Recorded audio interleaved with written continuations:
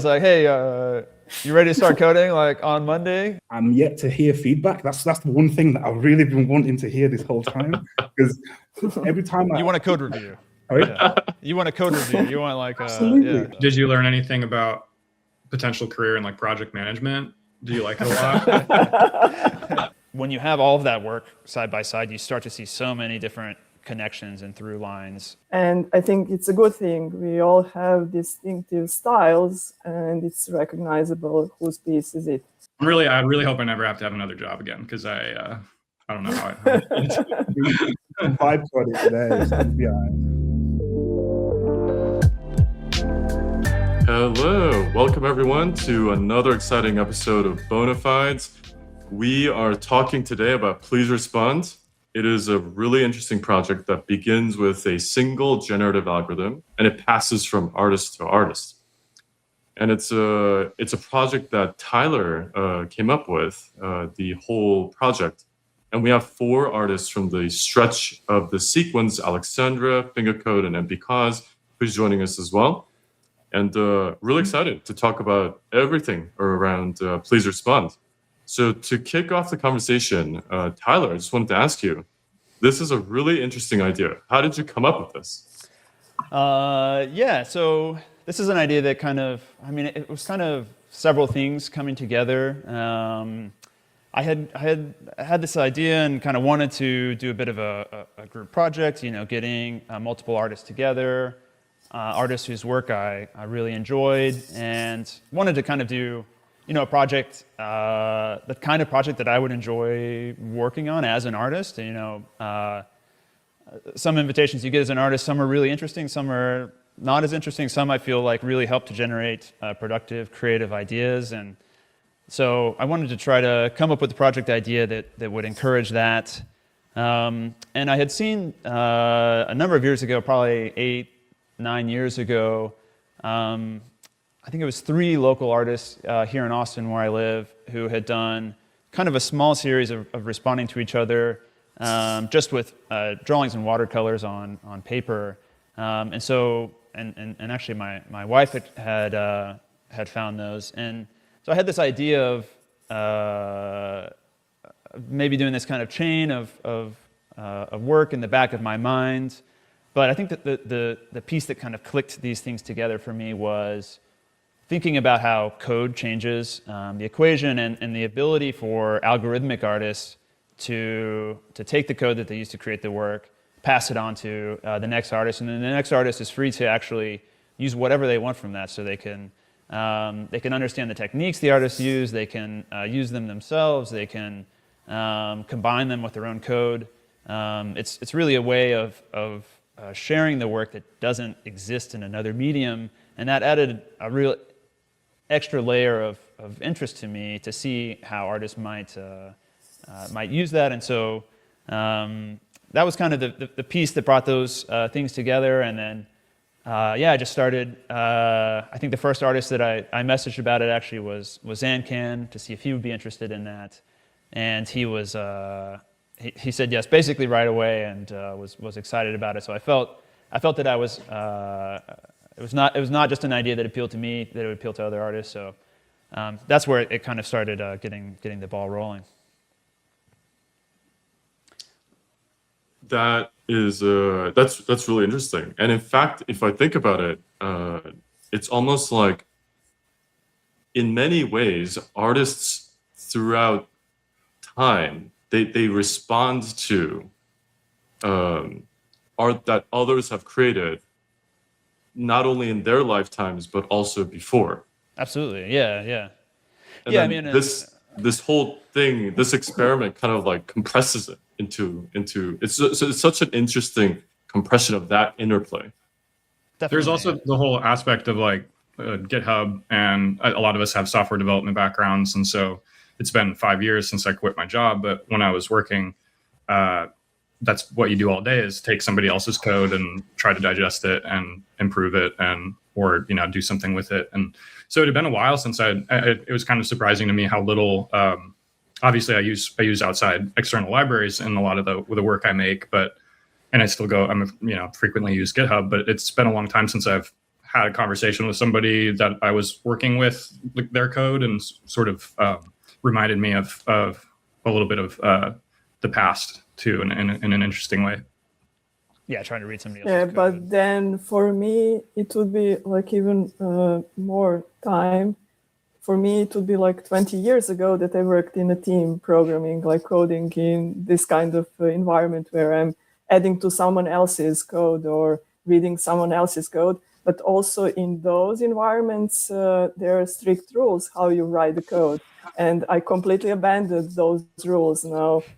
I think most of my friends, like foreign friends that read my code, always put a finger on that I'm using Serbian words as names of the variables. And then they're using translators to see what my variables are doing. Then they're joking like, oh, we are learning Serbian also, and tricks for code and stuff like that. So basically, for me, it's almost like longer time since I worked in the team. But it's a good point that it's a cultural thing, like building upon things we already seen someone did. Maybe not in the same media, maybe it's a concept, and we are building upon things. So it has so many threads, nuances in this project. You can connect it with different strategies, not only from art, but also from, I don't know, history of the culture. If we mention Chinese whispers and we are changing messages through the code here, so it's a really interesting and complex topic that can be analyzed in such different ways. Yeah, I found it really interesting as well that like we've all essentially used the same language despite your translation being different. Like, that's probably like one of the best thing about this whole project, because we all have one domain knowledge and we just interpret it in different ways. So that was really fun for me. I was kind of surprised. One thing I didn't expect was how different everybody's like coding style and preferred tools would be. I was the only person who actually got to see everybody's code. Most artists, they just get past the code from the person before them, but I was kind of managing all the handoffs, and so everybody would like pass the code in, and I didn't have enough time to read everybody's code, but it was just like some people go super hard on really complex shaders, like Mike maybe. Other people, I went for really simple like P5.js. I mean, I had to translate into that, but you know, I think almost every single person used a different framework and different tooling. So it was kind of interesting to see the variety. I didn't expect the variety there in terms of how people prefer to use their code. Did any of y'all have trouble understanding what the code from the previous artist was even doing? I was lucky. I was the second, so I'm just happy. I was also lucky because Juan was also using P5.js, so it was. I mean, he was using shaders, but I just commented all those lines, so it was. Yeah. It was understandable, everything. I got in the habit of writing everything, basically since I started making work for art blocks, on art blocks, I should say. The way that you upload scripts to art blocks, to those unfamiliar, is one big long script, and you chunk it into little pieces and upload it piece by piece onto the chain. But essentially, it's one big long script, and I just, for the last 5 years, I've been just writing big, long scripts and haven't been keeping things compartmentalized and modular. And the code that I received was very elegant and modular and separate. And I forgot how to read code like that, like really well organized code, because I've just been looking at my big, long text files. So I took it upon myself to turn it back into a big, long, disorganized text file because I just couldn't. I couldn't operate under professional code writing anymore.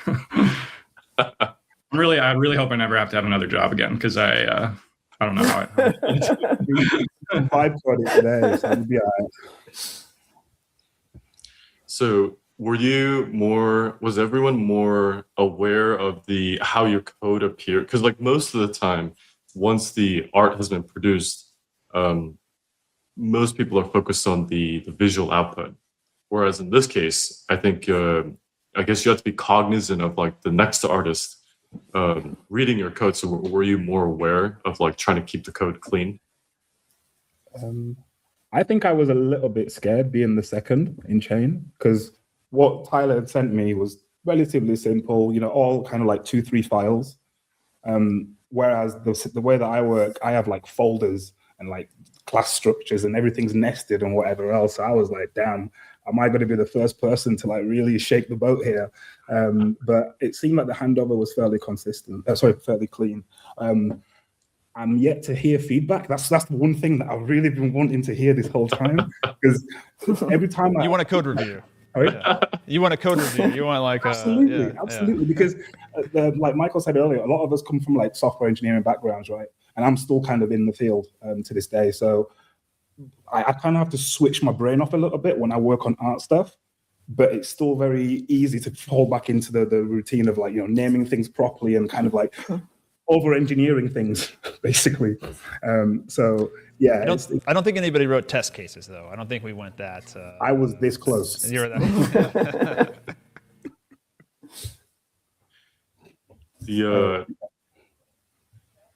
So fingacode, you were number 2, right after Tyler. So how was that whole experience, responding to Tyler's code and art?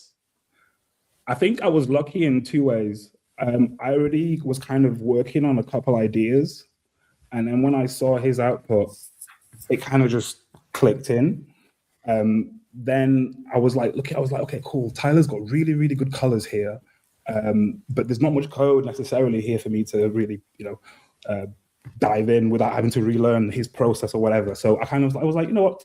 I'm just going to take the color palette and keep that going. And that was probably the best thing I've done. Because I feel like if I would have spent time, working with this code, I would have frustrated myself, because I'm just like, there's things here that I want to add, but I've only got 2 weeks to do it, and I want to meet the deadline, and so on and so forth. So the ability to kind of take part of his code and bring it into mine with very little friction was beautiful. Yeah, it was for anybody that doesn't know, all of the artists had a 2-week deadline. So they get the code on like a Sunday or a Monday. They have 2 weeks to turn it back in, Sunday or Monday.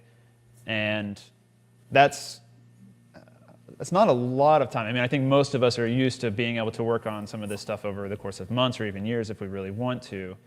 But yeah, it is a lot both to like take in the previous artist's work and then come up with your own thing and polish it. So there's a little bit of a time pressure element. I was really unsure about that 2-week period up front about whether it would work or not. What do y'all think? Like 2 weeks, thumbs up, thumbs down? What? Thumbs up? I was happy with it. It was fine for me too. Yeah.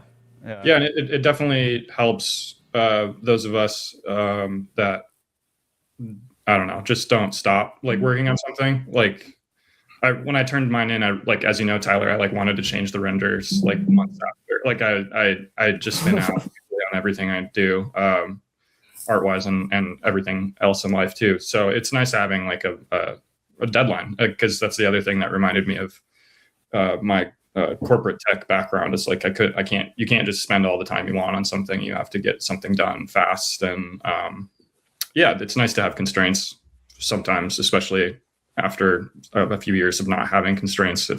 It's a kind of comfort for sure. Yeah, and I think it also made it a bit more intentional as well, right? Just because you lock in on the ideas that really come first before, like, totally. And that part of it, that kind of reminded me of school too a little bit. Like, not that this didn't read like a school assignment to me, but it was kind of playful, like something you would do in class with your classmates, especially like in a creative coding class. To just kind of and it's also helpful that I know most of everybody involved with this project, but it just felt very playful and fun. And like, you have to get your homework done by next week, and then you like present it to the class, and hopefully they like it, and you get a good grade and stuff. But it was kind of fun like that. I had more fun than I thought I would with this, like given all the constraints and the structure itself. I thought it was kind of like a going back to school sort of thing. Yeah, but also, sorry. So most of the time I have a deadline for something. So it's a date for the exhibition in a physical space. I have a slot and I have to finalize everything until the deadline. So but that's only one of the constraints that's making me finish projects. But otherwise, there is always a possibility to adding something new. Actually, I pulled from the archive something from some other project today, and it was like, oh, this is interesting. I would probably do it differently today. And I'm just thinking about to revise the code and see how I would do the same thing 3 years later. So there is always possibility to change it. And the deadline is a good thing here. Yeah. I actually thought that was my hope, was that the deadline would actually be it's something that sounds scary, but it's actually really nice, I think, personally, to have like a clean window of time. Here's the start, here's the end. Your only job is to make, one piece of work during that time. Like, I think it's nice for focus. And luckily, for most artists, we were able to give them quite a bit of advance notice, so they knew a few months in advance that these couple weeks would be theirs. Junior didn't have that advantage. I was like, hey, you ready to start coding like on Monday? But no, he was a pro, knocked it out. So I think my very sporadic coding sessions that I do at least 2-3 times a week helped me, keep it moving, because I have a terrible thing with like warming up to a project. So the fact that I was really writing on something saved my ass, like, oh, my bacon. Yeah. I think but it's okay. Tyler, did you also take 2 weeks for your first, or?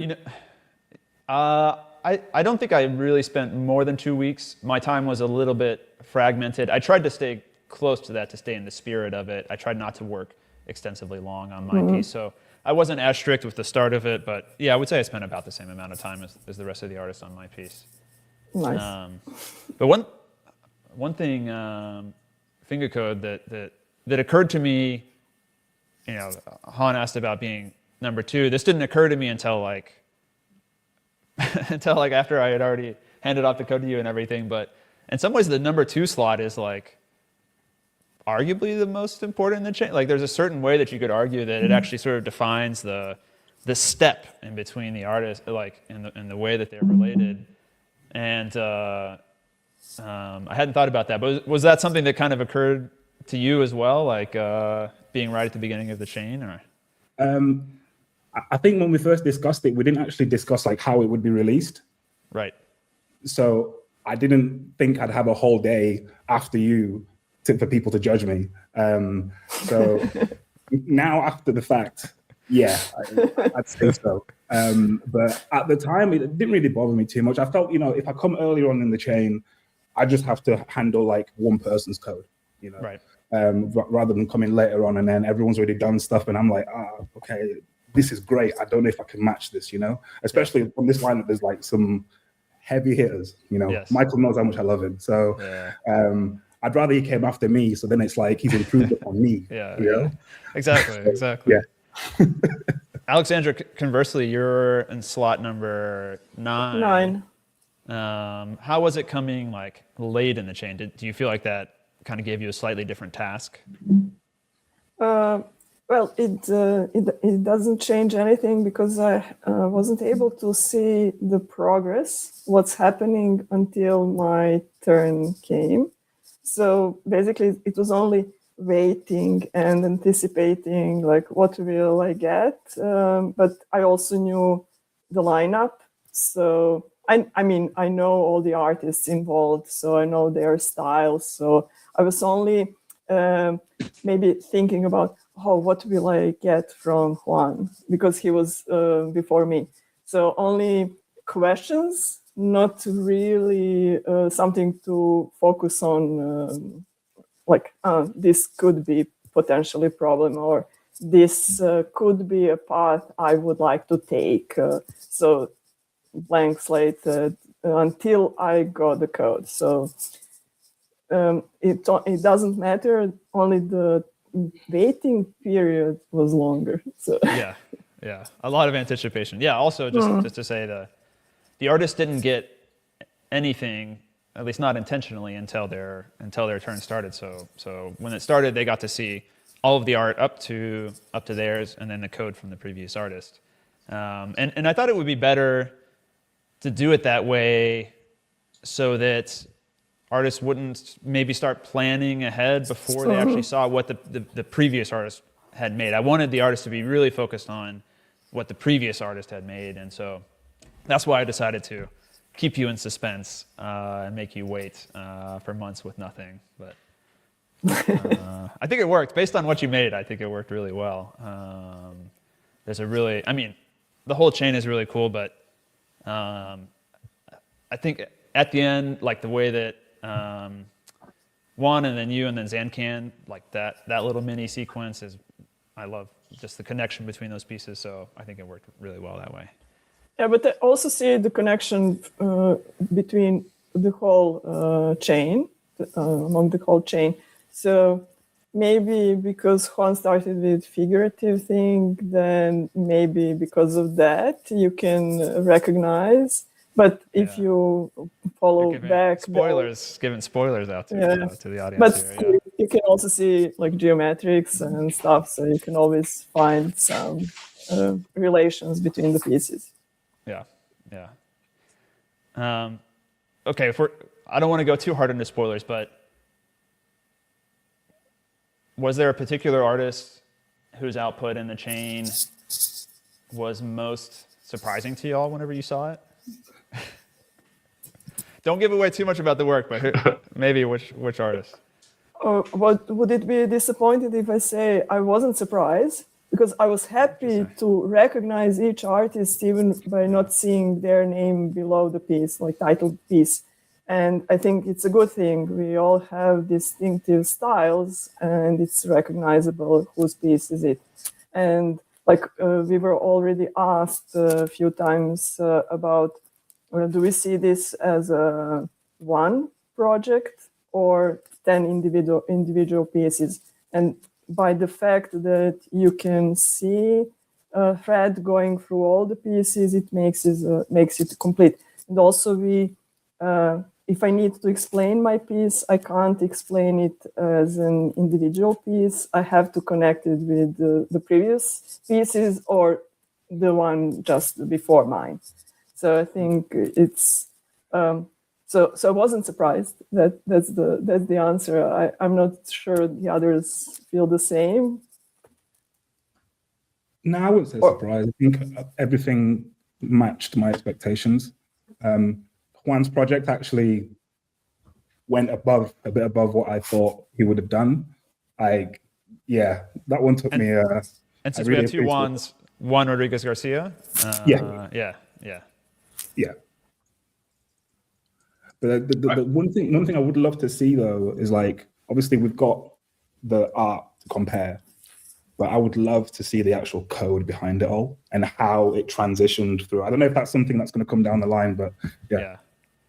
That's a good question. Maybe within the artist circle, I don't. I mean, any artist is welcome to share their code with the world if they want. But I at the start, I told all the artists, we're going to keep the code, to ourselves. The code is not going out publicly. I thought that was important because, like, the code is kind of your magic toolkit too, in some ways, and like, it's not everything about what we do as artists. Like, I'm not going to pretend that if y'all got the source code if somebody got the source code just to this one piece, that they could suddenly like steal my style or something. But like, there's a few little like gems in there that I think, I don't know, I'd be slightly hesitant to like share some stuff publicly, but I totally trust, fingacode with whatever I'm making. You know what I mean? So I thought it was cool that within this artist circle that there's like a level of trust where we're comfortable sharing the code with each other, which was nice because I often have to be pretty protective of my, the code that I use for my art otherwise. So that was kind of a nice nice thing to be able to do. It's less pressure too. When I hear that something won't be like code won't be released publicly, even though I did have to manage it a little bit more than normal because it's going to another person and I didn't want to completely screw them. But the fact that it's not being published online is for some reason I felt safe. Yeah, actually, when I finished the code, I took an extra time to write the comments for Zanken. Like, here, this part does this. You can change this to get something else or things like that. So I wouldn't normally do that. Single comment. He was really happy to receive your piece, Aleksandra, because Zancan hadn't seen anything, and then I suddenly send him, here's the entire rest of the chain. I'm like, he was like, oh my gosh, this is like, well, what do I do? I haven't seen the chain after me, so I'm pretty excited. I haven't checked. Oh, you still haven't seen it?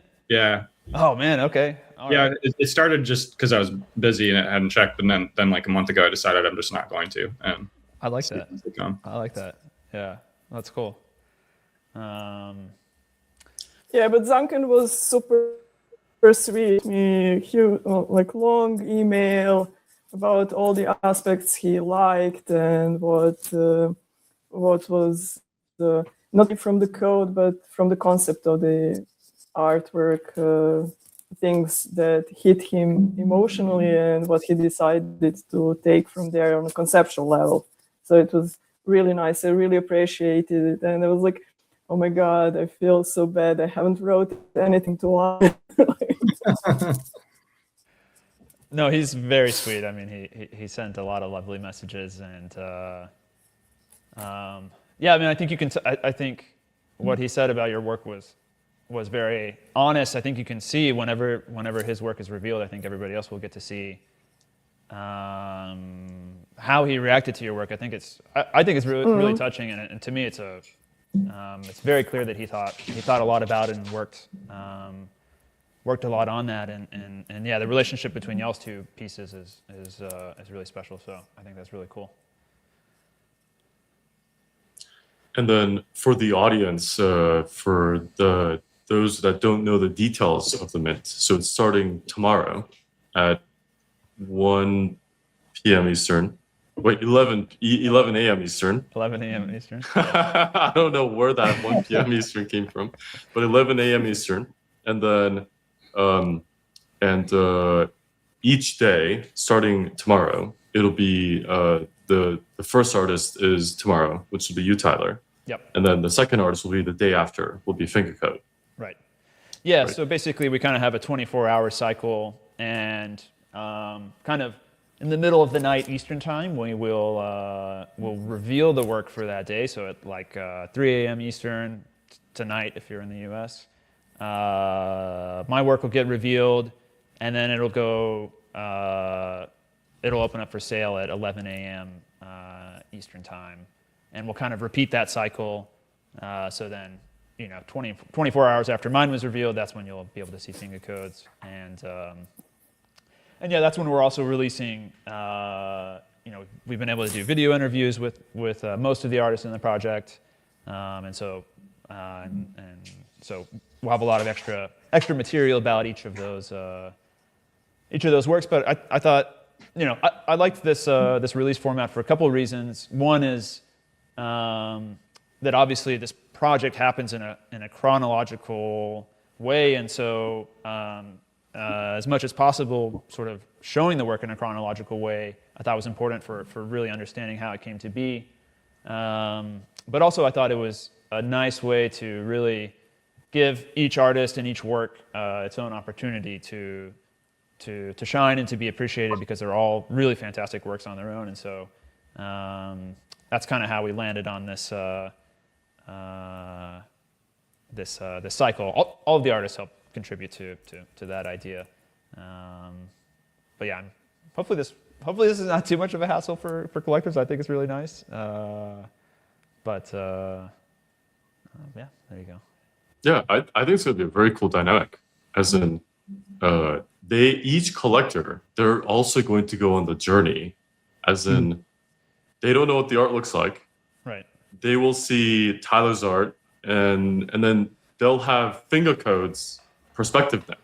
Right. So they saw your art, and then it's like, wait, Yeah, what do you what's do? gonna happen? Yeah, exactly.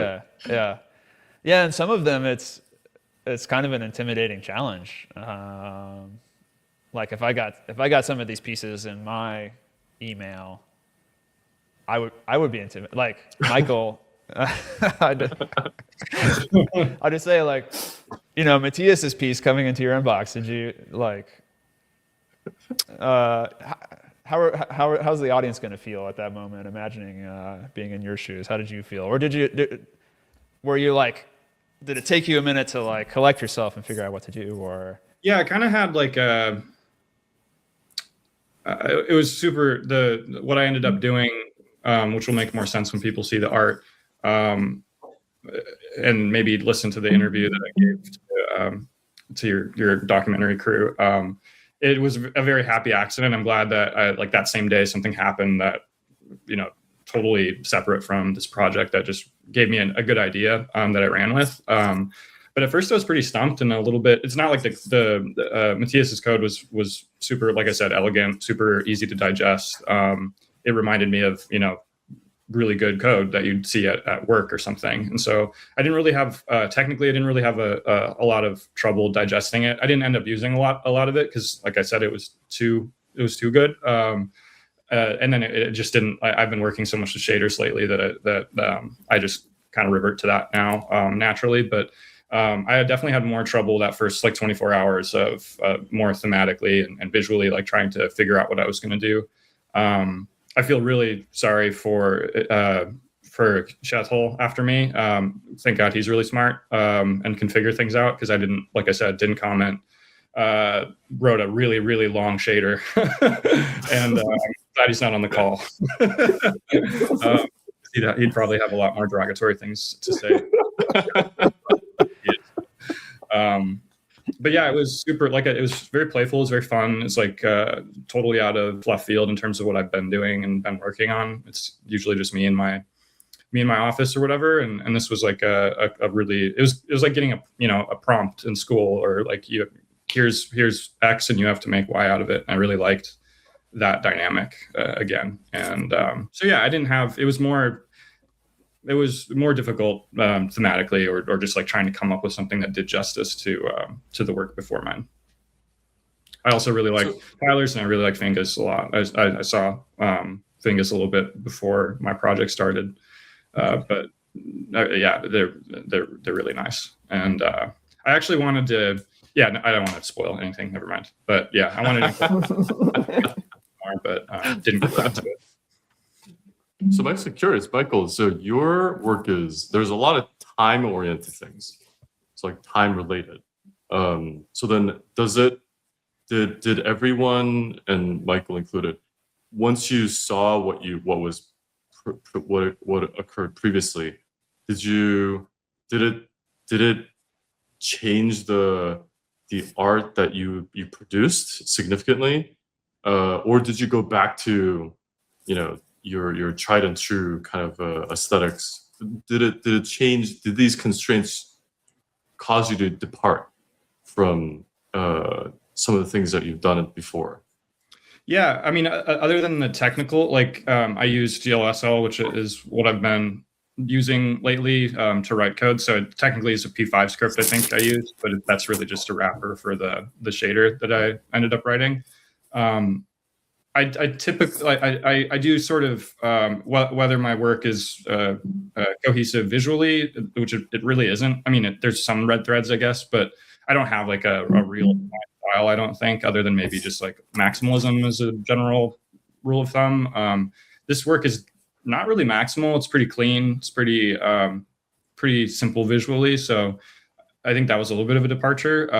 But the tools are usually the same. Like if you look at the code of every project I've ever made from the beginning to now, there's usually I usually bring a couple tools with me to the next project, and I'm hopefully learning things too in addition to that. So if you look at my work as a chain, there's definitely some threads through that, if not visual, they're technical. So yeah, I reverted to sort of the tools that I've been using most recently. I usually, in most things that I make, I have like these little micro passions of trying to understand how something works. And in this case, it was a ray tracer that I've been working on since Metropolis. And so I used bits of that. And yeah, it's just kind of like, if I'm making a bouquet, I'm taking a few flowers from Matthias and then a few flowers from the stuff that I've been working on recently. I love it. And then, and how about everyone else? Did this format, these constraints, did it change your practice in terms of the output that you created?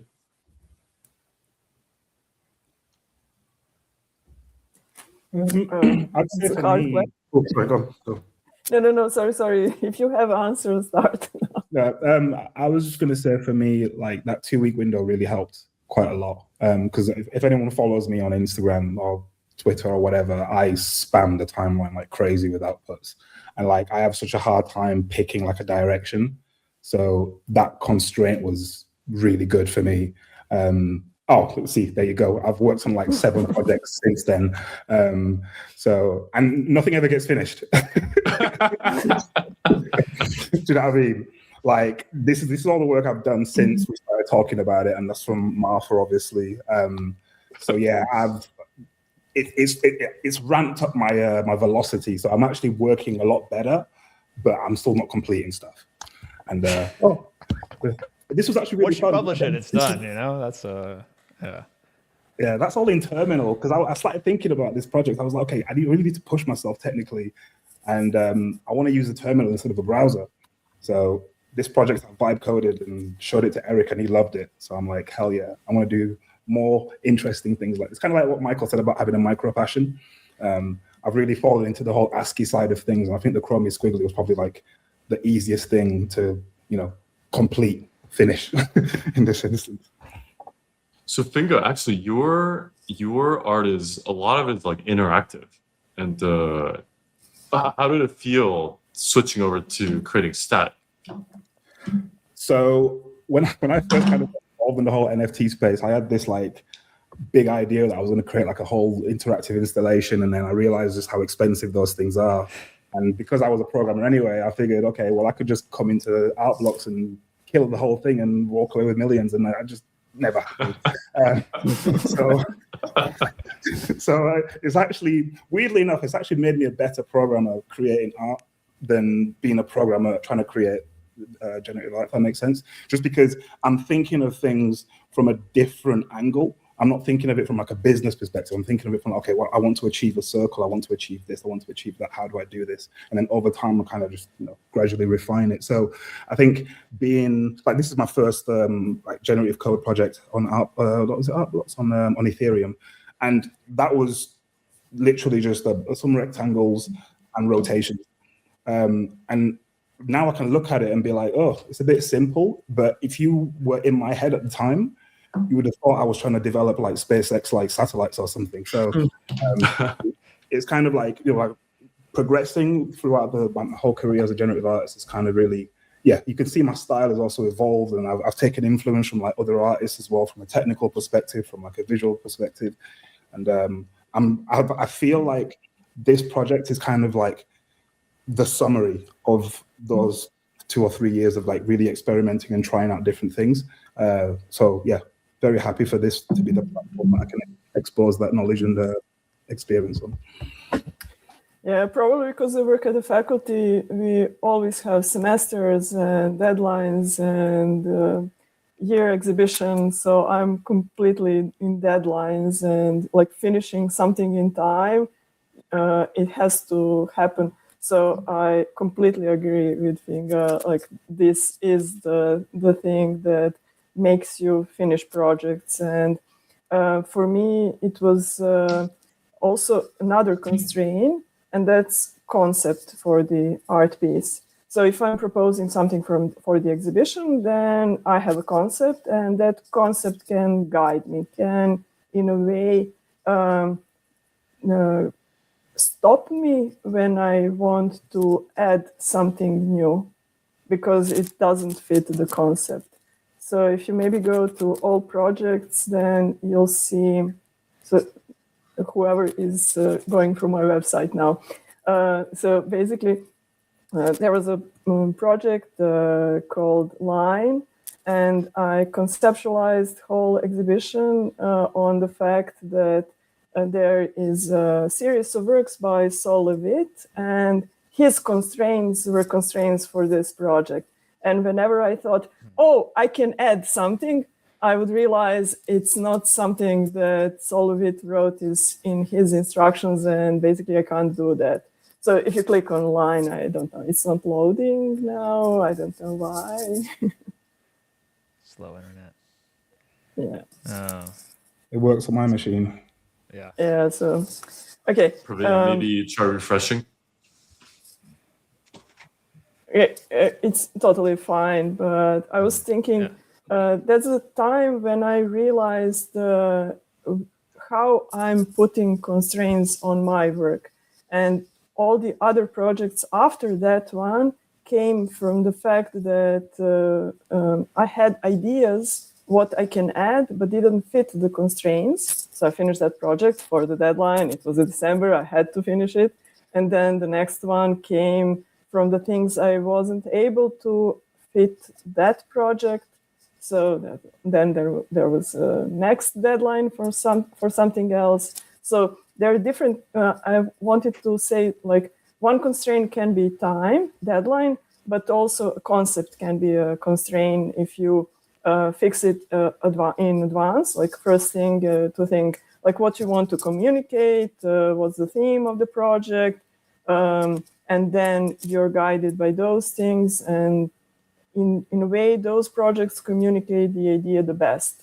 So you're not tempted to add more things just because they look interesting or they are tricks or something.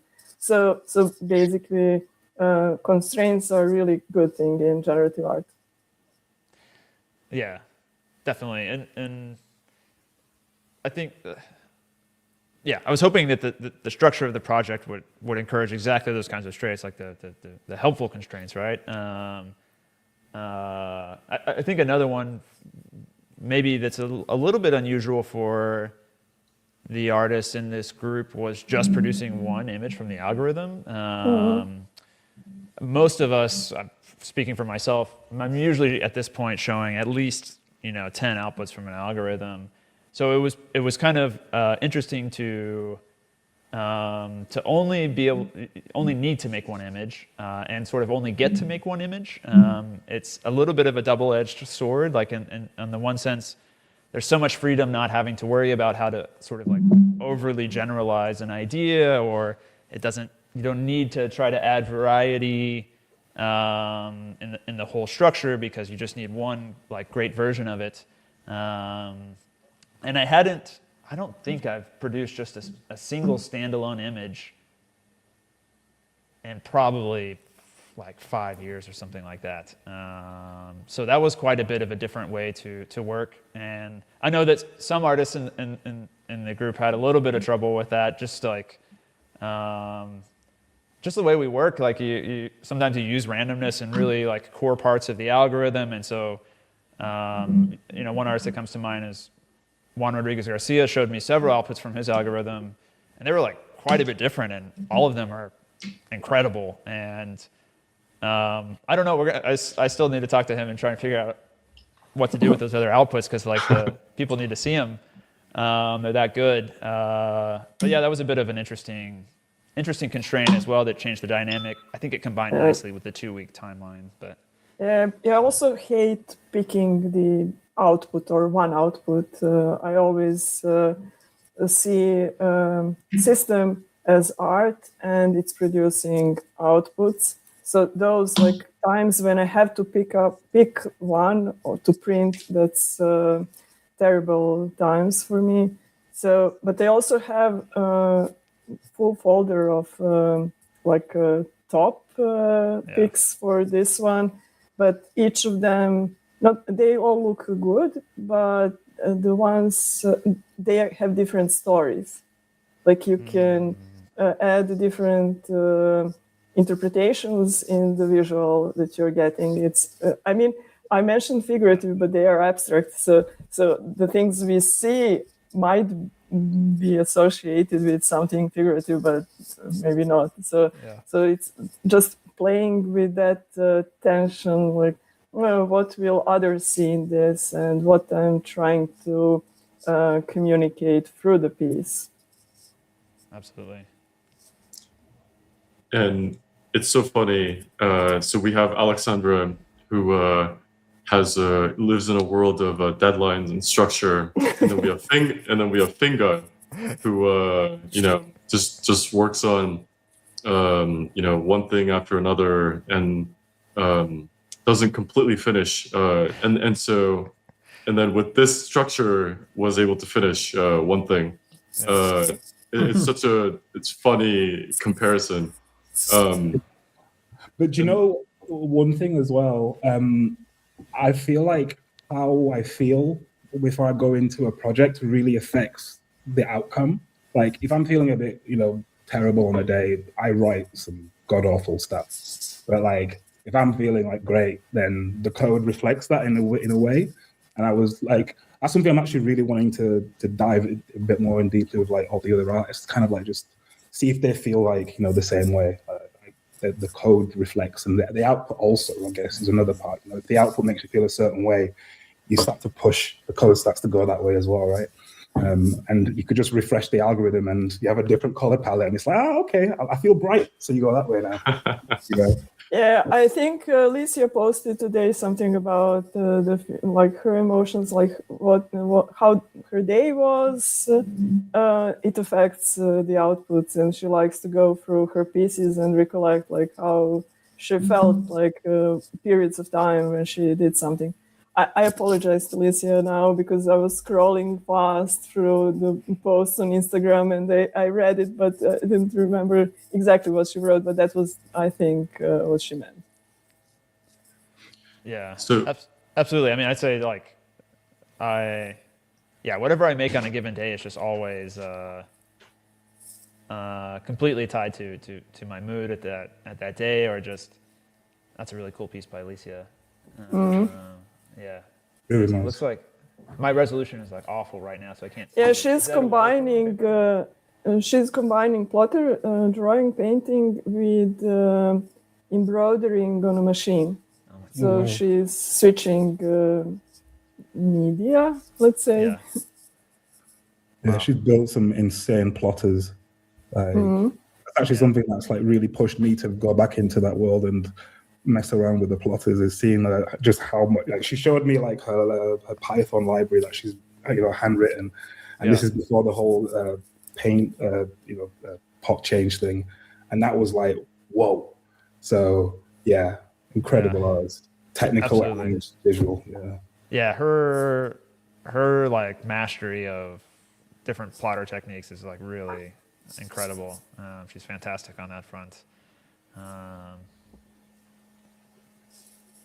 So Tyler, I'm really curious. Do you guys all have like a please respond group chat among all the artists? Is that how it works? I kind of started one, but never used it. We mostly have just communicated by email. We got almost all of us together for an early video call to kind of like talk about the big picture and brainstorm some aspects of the work, because I had some of the ideas I felt pretty good about, and other ones I wasn't sure, and I wanted to make sure that the other artists, had a chance to give their input and their ideas, and I thought we'd get a better result that way, and definitely that was the case. After that, it switched to mostly email between the artists, and mostly me kind of talking with each artist one-on-one. It's kind of funny because everybody's like spread out in time, and so it's like, could Aleksandra talk to fingacode? Like, yes, but like there was like literally 4 months in between when they did their work, and so it's kind of like it never kind of like felt like the right thing to do. I'd love for all of us now to have an opportunity to get together in the same room and just like hang out, and that would be amazing. we're unfortunately really geographically distributed as well. You know, Alicia's in Tokyo now. There's a few artists in Europe, a few in New Mexico, in North America, one in Mexico, one in Buenos Aires. So tough to get everybody together. But I mean, just speaking on that front, like one of the things I was most excited about this project was just getting to work with all of the artists that I'm like such a fan of. Everybody in this group was somebody that I feel really, passionate about their artwork. So it was honestly I was just stoked to get to work with all of the artists. Did you learn anything about potential career in like project management? Do you like it a lot? I try to keep you on your toes too. I wouldn't answer email until like the fourth one you sent. I love the title of the project because I thought when I got the email, I thought you were asking me, please respond. Please respond. I get triggered every time I get an email with subject please respond because I think it's something urgent. Exactly. Yeah, I mean, the title kind of came out of that. It's true that I probably wrote more emails for this project than any project that I've done. So I wrote a lot of emails, I'll admit that there started to be some copy pasting, which helped out a bit. But yeah, it was a lot of emails.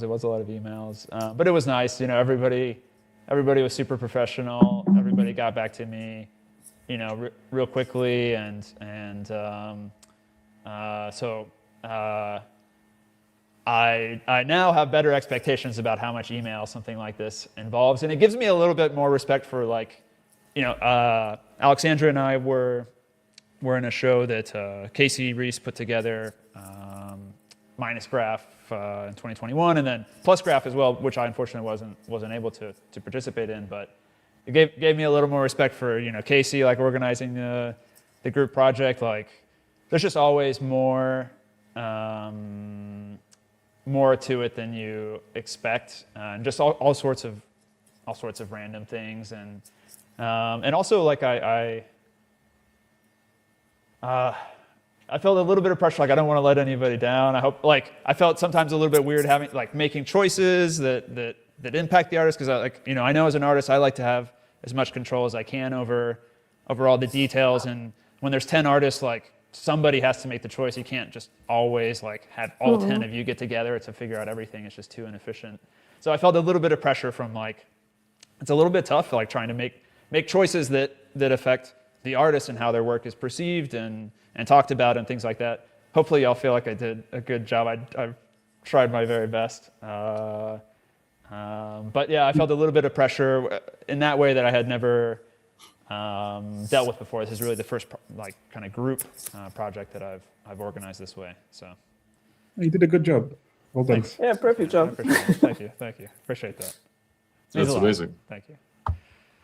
So, in fact, indeed, the entire project was kind of writing letters back to each other. I mean, back and forth via email. Yes. And so, please respond. The title is perfect for this thing.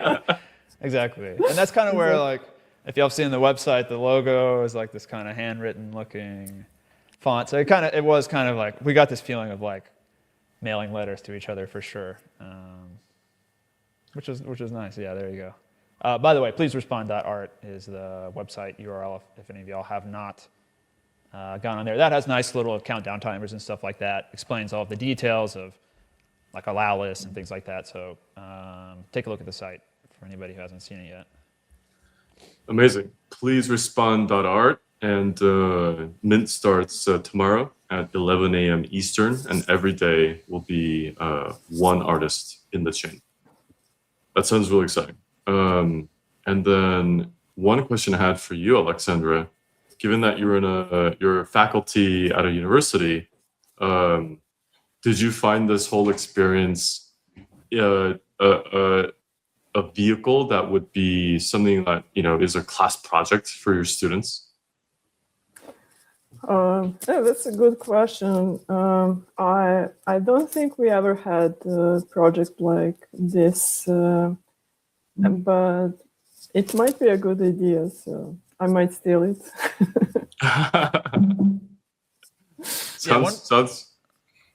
One project or kind of project structure that has some things in common that has been like a university assignment, the Exquisite Corpse. It's just something that came out of like I think it was the Dadaists and maybe the Surrealists and kind of Surrealists, yes. yeah, the Surrealist 20s, 30s. I mean, it sounds like Aleksandra could probably explain it just as well as me, but yeah, the idea is, one artist basically starts and typically they're like folding a piece of paper. One artist draws maybe the top third or fourth or half of the drawing. And then the next artist draws the next section, but usually, at least the way I've played it before, they're only able to see like a little sliver of the previous drawing, like the very bottom of it. And so whatever they draw, it has to connect in some way, but it also gives them the room to make their own creation as well. Yeah, that goes with the thing I said, like cultural references to this project, that there's always something we are building upon. So working with code is completely different compared to drawing on a piece of paper. So it has different aspects. So it has so many more aspects and gets more complicated. So Tyler had to adopt the rules, let's say. So in a way, it's built upon that concept, but in a different way. Yeah. Tyler, I actually did a Exquisite Corpse exercise in my drawing class. Nice. Yeah, now that you mention it, I was like, whoa, that's what we did. Yeah, exactly. Yeah, it's pretty common, and something that's interesting is it started out as like a parlor game, basically. Maybe I have some of these details wrong, but my understanding is some of these artists, they get together, have a beer, talk about art, and they came up with this game as just a way for themselves, basically to have fun making some drawings. And so it kind of had this origin of being like an artist, artist-led idea, just to give a fun, interesting prompt for other artists to create work. So I thought that was something kind of nice that's in common across these things as well. I think, artists are always just interested in. It's kind of interesting. You could do it with music or writing or visual art too. Like, it's all the same stuff at the end of the day. It's true. Yeah, actually, I hadn't thought about. I just saw when he was scrolling the Wikipedia, like John Cage and some composers did a similar thing with music, and it's just. Yeah. Yeah, I was talking with somebody about the musical connection. I have a bit of background in jazz, like I play drums and I studied jazz drumming for a while. And one of the things that you do is called trading fours, or you also have this tendency of one instrument will do a solo, and then the next instrument will do a solo. So maybe you have a trumpet solo, and then a piano solo, and then a drum solo, and they tend to kind of really be responding to whatever the previous musician was playing. So especially from my perspective as a drummer, like drummers listening to the piano, but they're listening to it in a rhythmic way, and so maybe they're able to kind of abstract and generalize some of the rhythms that the piano was playing and kind of base their solo around that. So yeah, there's definitely some musical analogs to this kind of reaction-based inspiration for artists, which I think is cool too. To close us out, I wanted to ask, if anyone had thoughts on what would be the most surprising thing that some of the collectors might see or experience. It's a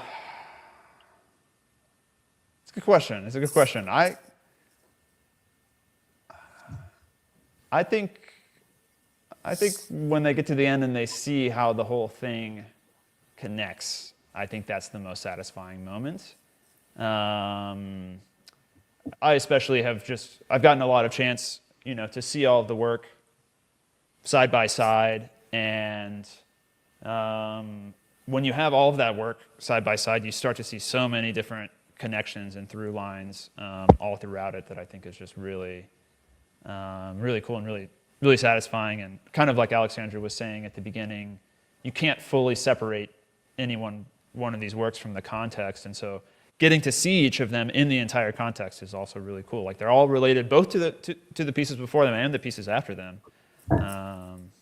So that would be my.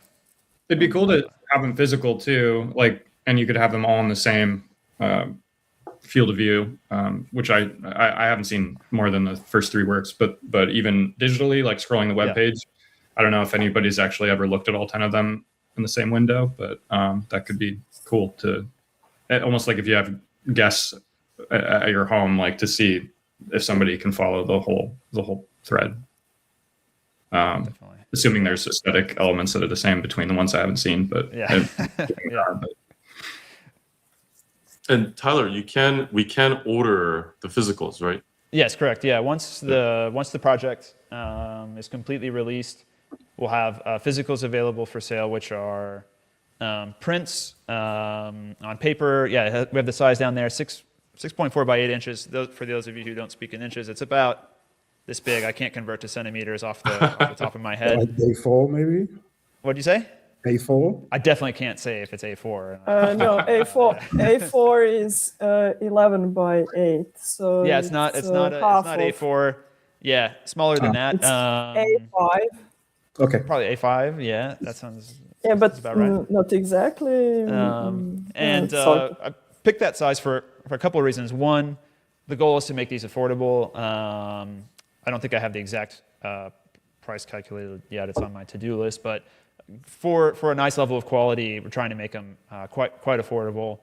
And then ideally, they're small enough that the collectors can actually hang, the full set or quite a nice run of them side by side at least, and kind of have the space to do that.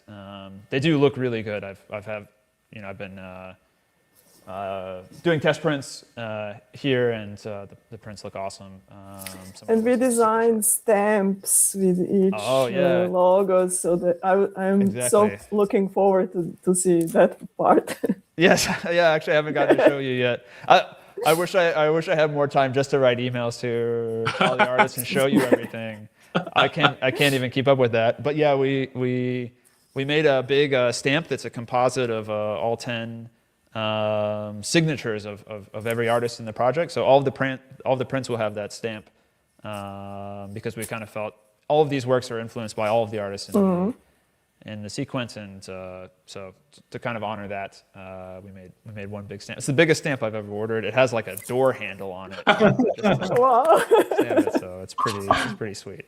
Well, that is really cool. That it's like a stamp of all the 10 artists, like, and it's like combined. That's so cool. That's so cool. Yeah. Wow. Well, this conversation has been amazing. I'm really looking forward to seeing all the art, and I think everyone is too. So for the audience, definitely check it out. Pleaserespond.art, and all the details will be there. And the mint starts tomorrow. And wanted to thank all the artists and the guests here today for this remarkable conversation, and lots of insights into how the art was produced. And thank you, Tyler, for kicking this off with the idea.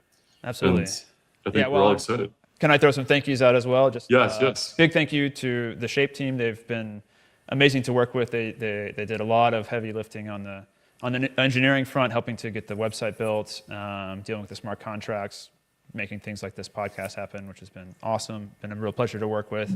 My team, Shannon, Sydney, Jason, the designer of the website, Pine for doing all the photography, Logan for doing the video interviews, probably somebody else. There were a lot of people that have ended up working on this behind the scenes that maybe aren't so visible, but it takes quite a bit to bring it together. So really appreciate not just the 10 artists who are amazing, but everybody else whose name isn't quite so visible was important for this too. So yeah, amazing. Alrighty. Thank you, Tyler. And then thanks for the audience for tuning in. We have been kind of in a hiatus for Bonafides, but we'll be back soon with lots more episodes. So this is the first to kick it off, and I think it was a perfect one. And I really enjoyed this conversation today. So thanks all for being here. And thank you. Thank you. Thanks, guys. yeah, my pleasure.